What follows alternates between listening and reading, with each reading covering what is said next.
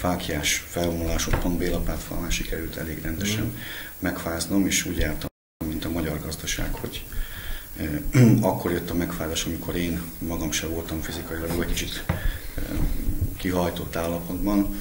Na hát komolyra fordítva a szót, itt a környéken mely területek adhatnak munkát, és mit kell tenni ahhoz, hogy egyébként a kisvállalkozások is munkahelyteremtő kedvükbe jöjjenek, mert eddig ugye nem abban voltak, lehetetlen adóprés alatt működnek ezek a vállalkozások, és hát jó néhány komolyan vette, jó néhány kisvállalkozás azt a felszólítást, amit ugye Gyurcsány Ferenctől kapott, hogy ha nem tetszik, akkor el lehet menni. Hát jelentem, sokan elmentek, és Szlovákiába jegyeztették be a vállalkozásukat. Azt gondolom, hogy őket vissza kell tudni hozni, de nem csak őket, hanem azokat a fiatalokat és azokat a mondjuk orvosokat is, akik tömegével hagyták el az elmúlt években az országot. Milyen területek lehetnek azok, amelyek egyébként itt a munkahelyteremtés szempontjából mondjuk stratégiai vagy kulcs szerepbe lehetnek?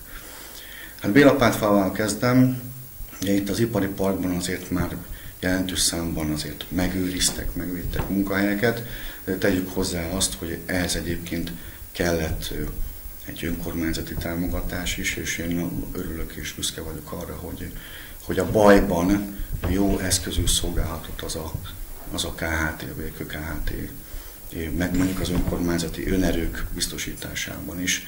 Nehéz időkben jó szolgálatot tett ez a KHT, aminek a létrehozásában azért volt szerepem. Az ipari parknak a lehetőségei szerintem még kiaknázatlanok. Tehát itt még van tartalék. A másik terület, ez az idegenforgalom.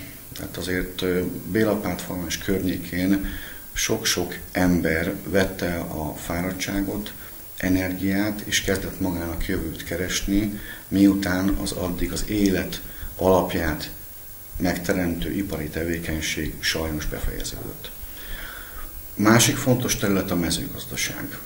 A mezőgazdaság tekintetében én tudom, hogy ez a környék nem rendelkezik jó adottságokkal, mondjuk a növénytermesztés szempontjából. De arra már vannak nem próbálkozások, már számítások és kezdeményezések a választókerületben, hogy kis élelmiszer termelő mezőgazdasági egységek jöjjenek létre.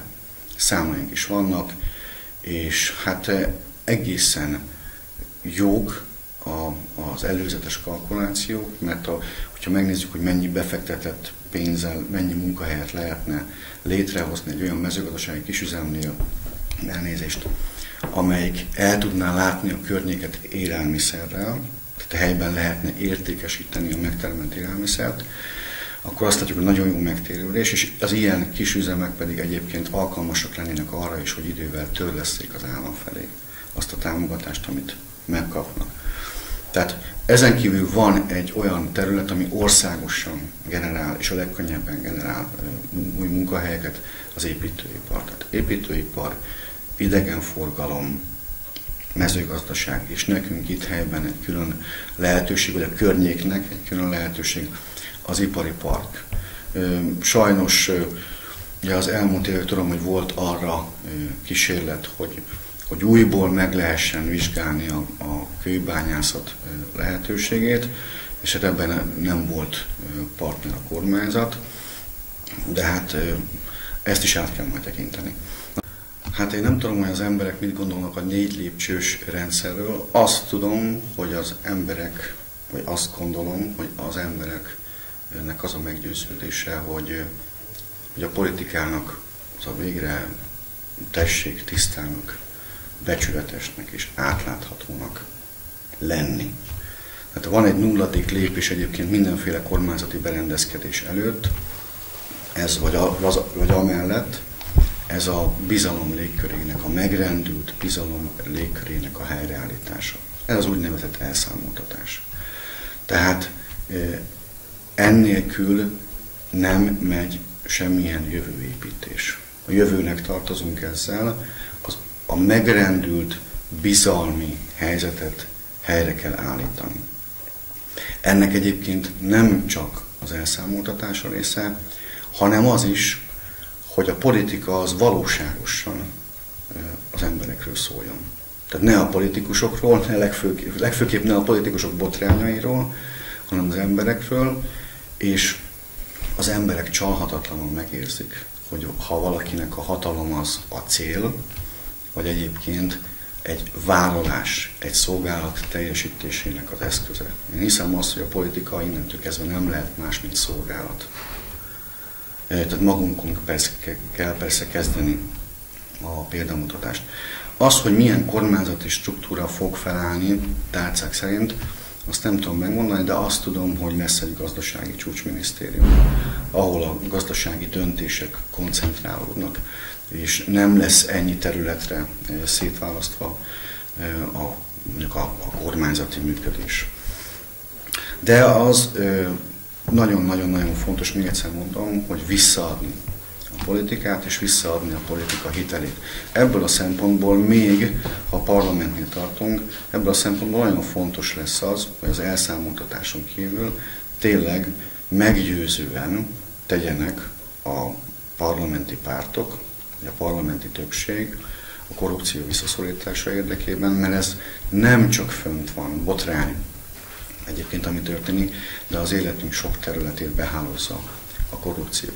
Minden, a közbiztonság területén is, meg a törvényes rend is. Tehát az, hogy nincsenek törvényen kívüliek, meg nincsenek törvény felettiek. Ezeket a szimbolikus lépéseket, vagy gyakorlati lépéseket, amiknek fontos üzenete van, az elején meg kell tenni, akkor állhat helyre egy közbizalom. És ebben a közbizalomban lehet hatékonyan végezni egyébként az ország újjáépítését. Egy dolgom van, ránézek az órára, és elbeszéltük a rendelkezésre álló keretet. Nagyon sajnálom, hogy közbiztonságról nem tudtunk beszélni. Lesz még nyilván lehetőség, hiszen még lehet készülni akár másfajta fórumon is, lakossági összejöveteleken, de itt mi tartanánk magunkat az időkerethez, ahogy azt korábban megállapodtunk.